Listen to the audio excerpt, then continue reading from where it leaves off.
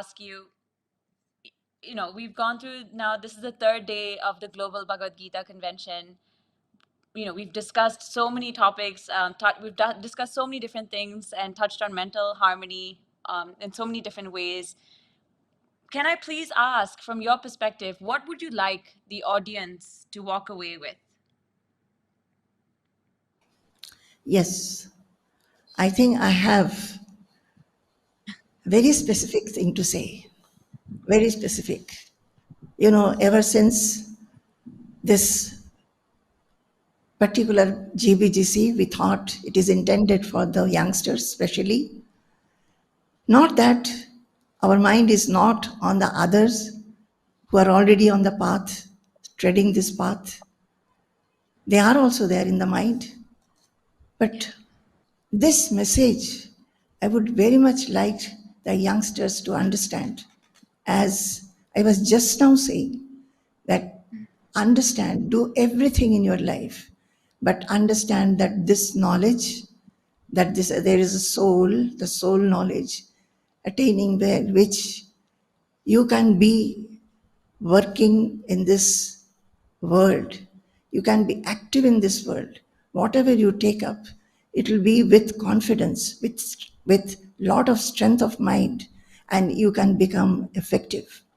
So, what I would ask everybody, especially those who are already in the path, I would like them to bring the message of Bhagavad Gita to their lives. It should not be just a study of Bhagavad Gita. The Bhagavad Gita messages has to be assimilated and one must live it. Why I am saying those who are treading, they must be adorned with the excellent Atmic or Brahmic qualities which Krishna is speaking about. And when they are showing these qualities themselves, everybody around them will be inspired in their association, inspired to follow this message of Sri Krishna, which makes what? Not an ascetic. He's telling that the life will become very, very effective and full of confidence. So, this study of Bhagavad Gita should be studiously taken, reflection should be done, reading should be done, reflection should be done, rumination should be done, and never feel that you cannot do it. Never feel that we do not have time. Lot of time is there. As I told in my lecture yesterday, during our bath, when we are taking a walk, even when we are doing exercises, our mind is free. We can think of the soul, think of the magnificence and glory of the soul. We can think what this Bhagavad Gita and our scriptures are telling. By remaining in this self-knowledge, what we can achieve, that unaffectedness, fearlessness, eternal peace and happiness we can achieve. So, as we do not miss some things which are regular, that is bathing, eating, sleeping, we do not miss. However much we are tired, however much we are busy, however much there is lot of difficulties and troubles in the house, we do not miss them.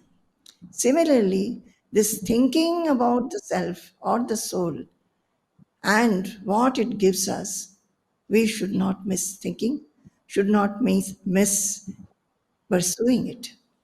And those who are exposed newly, the youngsters, I would like to tell them that, my dear young children, I, as your mother, very lovingly am telling you, with lot of fondness I'm telling you, some time in the day you make and think of the soul, the self, and start walking on this path. Maybe those are baby steps, but walk. Love this spiritual path. Know that path in the world is always there. Nobody has to tell us that we have to walk on the worldly path. As soon as we become conscious at a certain age, we know that this is our life. Nobody has to tell us what we have to do. We know that we have to get educated, we have to get a job, then people will get married and get settled, they'll have children, they'll have to bring up children, then they will have to acquire some possessions, property, wealth to keep for their children. In the process, they will get name, fame, prestige, and whatever. For some, those will not be there. There will be misery. So this is the life. But, youngsters, my dear, dear, dear children, I want to tell you that please think about this path also, that there is such a path. We should think about that, give it prominence, and give it the supermost idea in our life, and tread the path. Love the walking itself.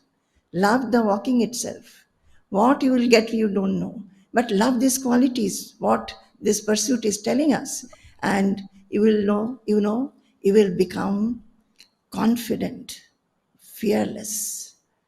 You will be showered with bliss, even during adversities. You will not be shaken. You will not be shaken. You will be able to do your job very well, excellently, how you do now, because your mind will be free of some of the shackles that you have now.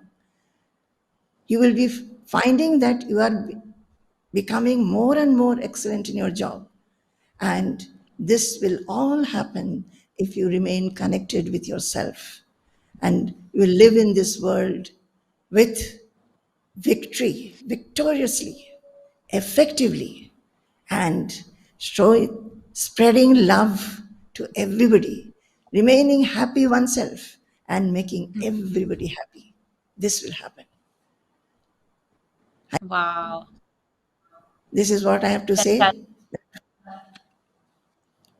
Wow, Ma. So, are you Thank satisfied, you. Kavita? Yeah, I'm feeling so grateful. I feel really blessed to be in the company of my Lord.